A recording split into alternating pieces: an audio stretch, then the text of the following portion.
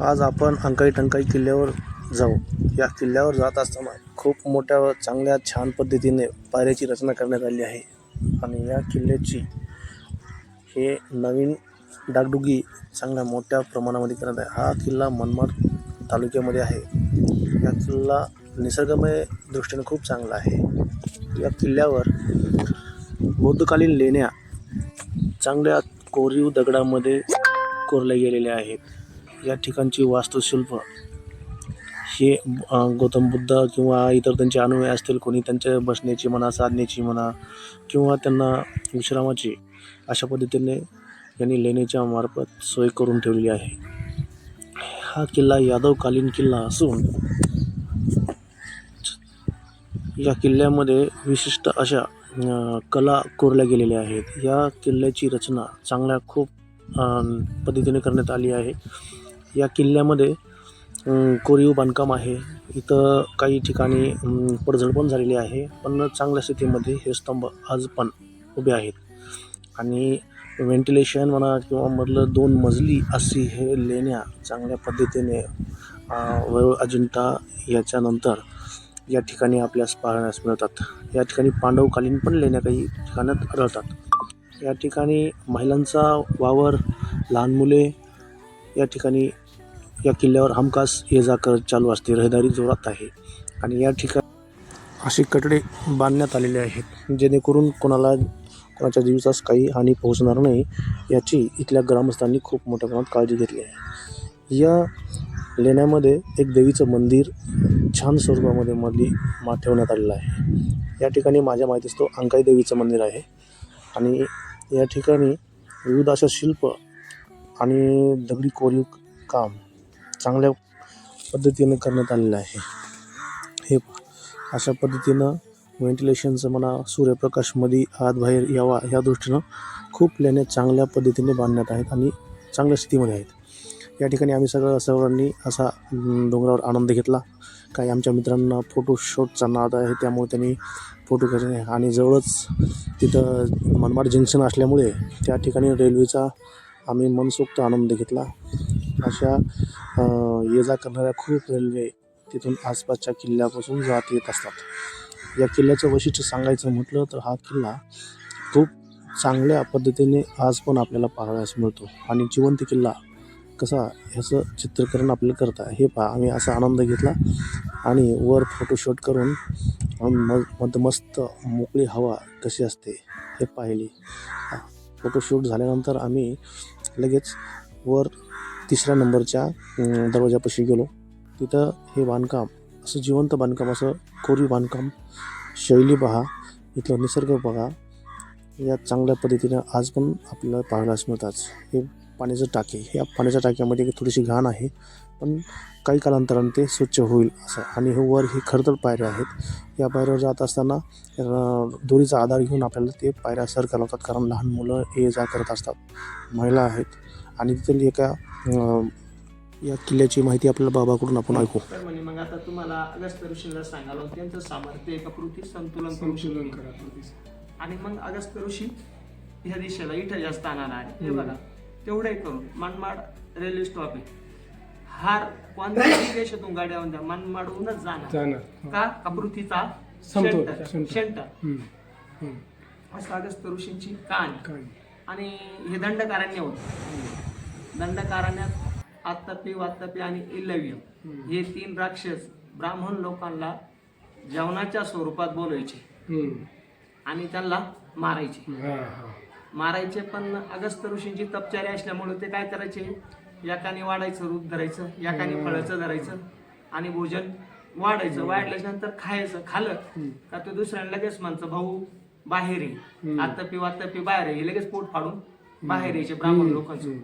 पण मग अगस्त्य ऋषीने, हे दिव्य दृष्टी होती त्यांना, तिने लगेच दिव्य दृष्टीने पाहिलं, अरे हे तर राक्षस आहे. तिने घास पोटात टाकला आणि लगेच पोटून हात फिरवला, शेवटी त्याचा भस्म झाला. आणि जे दोन राक्षस मारले आणि एक इल्लव्य नावाचा होता, तो डायरेक्ट त्यांनी समुद्रात जाऊन उडी टाकली. तो काय करायचा, दिवसा पाण्यात लपून राहायचा समुद्रात आणि सकाळी बाहेर निघायचा आणि देवतांना त्रास द्यायचा, ऋषी मुनींना, ब्राह्मणांना असा त्रास द्यायचा. तर परत मग देवतांनी विनंती केली अगस्त्य ऋषींची का गुरुवर्य हे राक्षस लोक आपल्याला त्रास द्या. मग याच्यासाठी मग परत अगस्त्य ऋषींनी जेवढा समुद्र होता तो नुसता असा उंजूळ केल्याचा स्पर्शन केला आणि नंतर ते राक्षस मारले आणि नंतर तेच पाणी समुद्रात लगीवाटं सोडून दिले. अशी अगस्त्य ऋषींची कहाणी. या बाबांनी सांगितलेली माहिती आपल्याला आवडली असेल. आता हे पाण्याची टाकी आहे आणि हा तिथला राजवाडा. पण या राजवाडा शोकांतिक आहे. या राजवाड्यावर मोठे बाबा म्हणून एक दर्गा स्थापन करण्याचा अतिक्रमण करण्याचा प्रयत्न इथं झालेला आहे. कोणता असा किल्ला आहे की त्या ठिकाणी दर्गा आहे असं हे लोक अतिक्रमण करून या ठिकाणी जमीन लादण्याचा किंवा हडपण्याचा प्रयत्न करतात. हे पांढरा चुना वगैरे मारण्यात आलेला आहे. इथं माकडांचं पण मोठ्या प्रमाणामध्ये वास्तव्य आहे आणि या ठिकाणी एक दर्गा उभा करून त्याला बडे बाबा असे नाव दिले आहे. येणाऱ्या काळात शिवभक्तांनी याकडे लक्ष देणं गरजेचं आहे, कारण अशा पद्धतीनं जर कुठल्या राजवाड्यावर अतिक्रमण होत असेल, आज त्यांनी एक दर्गा उभा करून चादर वगैरे टाकून इथं धर्माच्या नावाखाली ही जमीन हडपण्याचा प्रयत्न मोठ्या प्रमाणात होत आहे. या ठिकाणी राजवाड्याचे अवशेष आणि समोर आम्ही गेल्यानंतर विविध आम्हाला माकडे वगैरे पाहायला भेटले आणि तिथून आम्ही खाली उतरत असताना या अशा पद्धतीने आमचे काही मित्र हे किल्ल्याचा आनंद घेत असताना खाली उतरत आहेत. फोटोशूट आम्ही चांगल्या पद्धतीनं करायचा प्रयत्न केला छोटासा आणि या ठिकाणी फक्त थोडीशी पडझड ज्या ठिकाणी झाली त्या ठिकाणी जाणाऱ्या लोकांनी व्यवस्थित जाऊन किल्ला पाहावा. हा किल्ला खूप बघण्याच्या दृष्टिकोनातून छान आहे. मनमाड जंक्शन आपल्यापासून काही लांब नाही, त्या ठिकाणी आपण असे किल्ले पाहिले पाहिजे. आणि नाशिक जिल्ह्यामध्ये एकूण 70 किल्ले आहेत, त्यामध्ये आपण किती पाहिले असताल हे आता आपले पाहण्याचा दृष्टिकोन आहे. आम्ही तर अशी मोहीम हाती धरली आहे की आम्ही सर्वांनी मिळून असे किल्ले दर आठवडी एक किल्ला ह्या दृष्टिकोनातून आम्ही किल्ले पाहण्यासाठी आम्ही निघतो आहे. अशा नवीन पद्धतीने जे बांधकाम काही ठिकाणी पडले आहे किंवा हे झाले आहे त्या ठिकाणी पुरातन विभागाने पण लक्ष देऊन चांगल्या पद्धतीने तटबंदी बांधण्यात आलेली आहे. या ठिकाणी खूप काही लोक या अगस्त्य ऋषीमुळं या किल्ल्यावर ये-जा करत असतात. अगस्त्य ऋषींचं एकदम जागृत देवस्थान आणि अगस्त्य ऋषी हे चिरंजीवी असल्यामुळे त्यांना त्या पद्धतीनं महत्त्व प्राप्त झालेलं आहे. आणि या ठिकाणी निसर्गप्रेमी मोठ्या प्रमाणामध्ये येत असल्यामुळे ब्लॉग वगैरे लोक काढण्यासाठी इथं येत करत असतात. या ठिकाणी सगळं सपाटीचं वातावरण. हा किल्ला साधारणतः 200 ते 250 एकर या परिसरामध्ये पसरला गेलेला आहे. या किल्ल्यामध्ये फोटोशूट करण्यासाठी आणि विविध ठिकाणी आपण कोरीव शिल्प काही पाहण्यासाठी खूप छान असा किल्ला आहे. मग आमच्या मित्रांनी अशा डान्स वगैरे सगळं करून साजरा केला. आपल्या महादेव मंदिराकडे गेलो, म्हणजे टंकाई किल्ल्यावर गेलो. तिथंच असं जोडखिंड आहे. त्या महादेव मंदिराची तुम्हाला जर सांगायचं झालं तर खूप असं महत्त्व आहे, पण तिथं कोणीही जास्त वावरताना आम्हाला दिसलं नाही.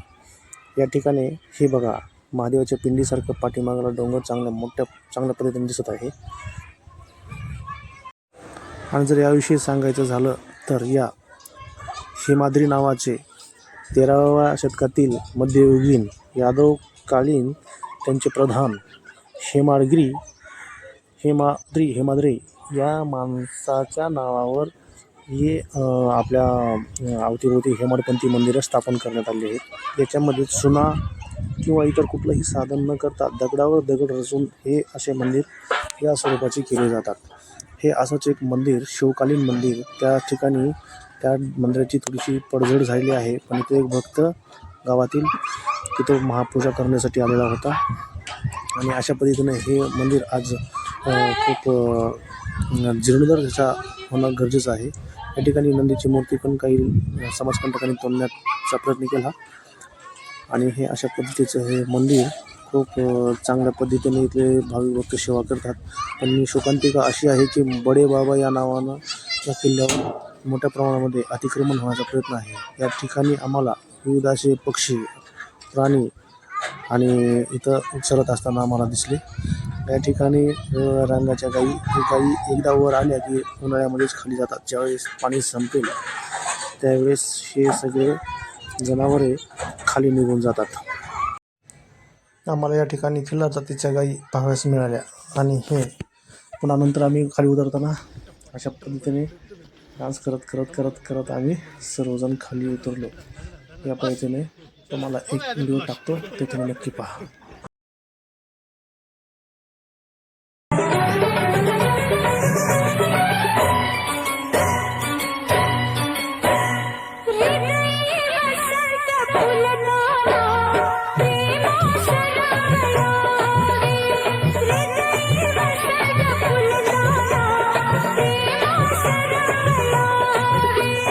प्रेमात रंग भरताना दुनियेस काळ रावे, हृदयी वसंत